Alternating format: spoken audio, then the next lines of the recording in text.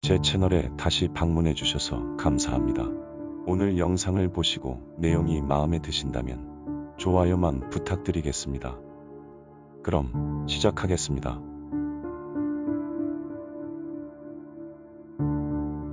평소와 다를 것 없던 공항의 탑승동. 다른 지역으로 이동하기 위해 대기 중인 승객들은 곧 비행기에 탑승하였고 비행기는 운항을 시작한다. 그런데 얼마 가지 않아 비행기는 고도를 잃고 산악지역으로 추락하기 시작한다. 중국의 동방항공 항공사. 중국 상하이에 기반을 두고 전 세계 211개 지역으로 취항 중인 중국 대표 항공사 동방항공은 창립 초기였던 1980~90년대에 많은 추락사고를 내며 위험한 항공사로 이름을 알렸다. 그 후 동방항공은 안전 개선이 이루어졌고 2010년에 발생한 추락사고 이후로 12년째 무사고를 기록하고 있었다. 2022년 3월 21일 월요일, 이날 중국 원난성 산악지역에 위치한 쿤밍 창수이국제공항에는 약 2시간 거리에 있는 광저우 바이윈국제공항으로 가기 위해 보잉 737 기한대가 대기 중이었다. 그리고 비행기의 조종은 기장 양홍다와 부기장 장정핑을 포함해 총 3명의 조종사가 비행을 맡고 있었고, 이름이 알려지지 않은 한 명의 부기장을 제외한 나머지 2명의 조종사는 수만 시간대에 많은 비행 시간을 보유한 베테랑들이었다. 그렇게 한국 시간 오후 2시 15분, 그들은 공항을 떠나 광저우로 출발하였고 비행기는 별다른 이상 없이 아주 일상적인 비행을 하고 있었다.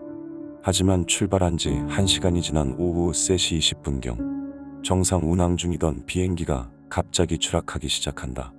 이 사실을 알아챈 관제사가 재빨리 비행기로 연락을 해봤지만 아무런 응답이 없었다. 당시 비행기는 약 9,000m 상공에서 갑자기 급하강하는 모습이 포착되었는데 1분 만에 6,000m 이상을 수직으로 하강하였고 잠시 하강을 멈추고 상승하는 듯 평행 상태를 유지했지만 얼마 가지 않아 다시 추락에 가까운 급격한 하강 끝에 산으로 떨어졌다.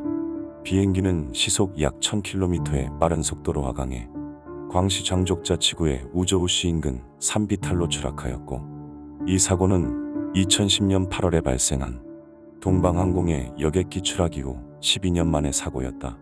수색팀은 사고 현장에서 조종석 음성 기록 장치와 기체운 항기록 장치를 회수하였고, 사고가 발생한 지 3일이 지난 목요일에 부서진 날개와 엔진 부품을 발견하였다. 그리고 사고 당시 추락 지점 근처에 살던 주민들은 전쟁이라도 난 것처럼 엄청난 크기의 폭발음을 들었다고 말하였는데, 당시의 모습은 동영상으로 촬영되어 온라인에 퍼졌다.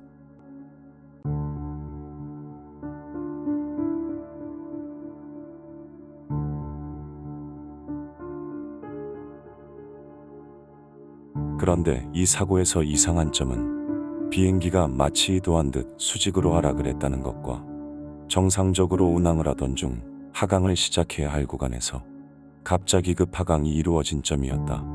2011에서 2020년 사이 보잉사의 항공사고 통계를 보면 이 사고처럼 초기 하강 구간에서 추락하는 경우는 전체 사고의 약 3% 미만으로 굉장히 드문 경우였다.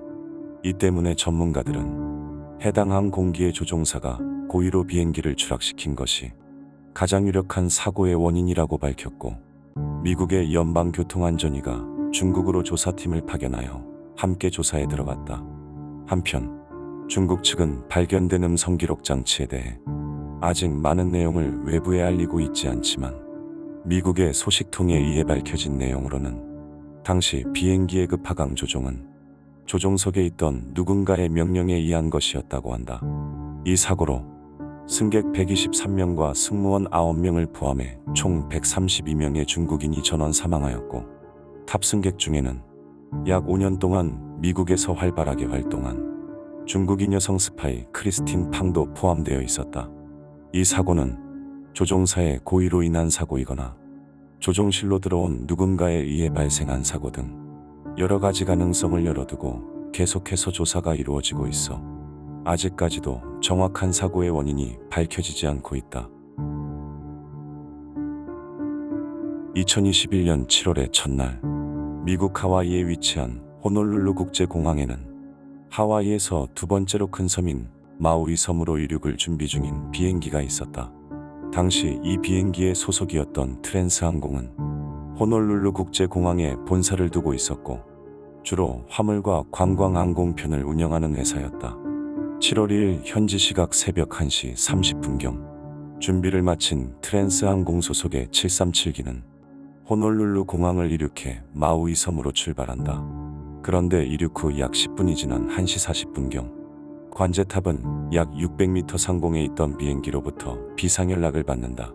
조종사는 1번 엔진이 기능을 완전히 상실했다고 말하였고 이에 관제탑은 조종사에게 공항으로 돌아올 것을 지시하였지만 얼마 가지 않아 반대편 엔진에도 이상이 생겨 조종이 힘들어진다. 비행기는 계속해서 고도가 낮아지고 있었기 때문에 불과 몇 킬로미터 거리에 공항이 있었지만 그곳까지 날아갈 수 있는 상황이 아니었는데 결국 비행기는 하와이 칼라엘로아 남쪽 3km 지점 바다 위로 추락한다. 추락 직전 조종사는 해안경비대에 비상통신을 보냈는데 관제사 또한 조종사와의 통신이 끊어지자 즉시 구조대에 구조 요청을 한다. 사고 발생 약 1시간 후인 새벽 2시 30분경 해안경비대 소속의 헬리콥터를 탄 구조대와 배들이 사고 지점에 도착하여 구조를 시작한다. 사고 지점 근처에서 비행기의 잔해를 발견한 구조대는 각각 비행기의 꼬리 부분과 실려있던 아물더미의 의지에 있는 2명의 조종사를 발견한다. 비행기의 동체는 추락할 때의 충격으로 두동강이 났고 구조대가 도착했을 때는 이미 비행기의 대부분이 물에 잠겨 가라앉고 있었다. 불행 중다행으로 해당 항공기는 승객이 탑승하는 여객기가 아닌 화물을 운송하는 화물 운송기였기 때문에 당시 항공기 안의 탑승자는 2명의 조종사가 전부였고 그들은 추락 직후 조종석 창문을 통해 탈출하였다. 구조된 2 조종사는 열상을 입는 등 온전한 상태가 아니었지만 병원으로 옮겨져 치료를 받은 뒤 무사히 회복하였고 바다에 잠긴 비행기는 같은 해 10월부터 시작된 약 3주간의 수습 작업으로 잔해의 대부분을 물 밖으로 꺼낼 수 있었다. 사고 이후 2022년 5월 미연방항공청은 이 사고에 대해 해당 항공사의 유지보수 절차의 결함을 발견하여 안전 위반 혐의를 이유로 항공사 증명서를 취소할 수 있다고 경고하였고 정확한 조사 결과는 2022년 내로 발표될 것이라고 하였다. 이 사고는 인명피해 없이 지나간 비행기 추락사고였지만 다시 한번 항공사고 예방에 경각심을 심어주는 계기가 되었다. 영상을 끝까지 봐주셔서 감사합니다. 영상에 대한 의견이나 보고 싶은 영상이 있으시다면 댓글로 남겨주시면 감사하겠습니다. 감사합니다.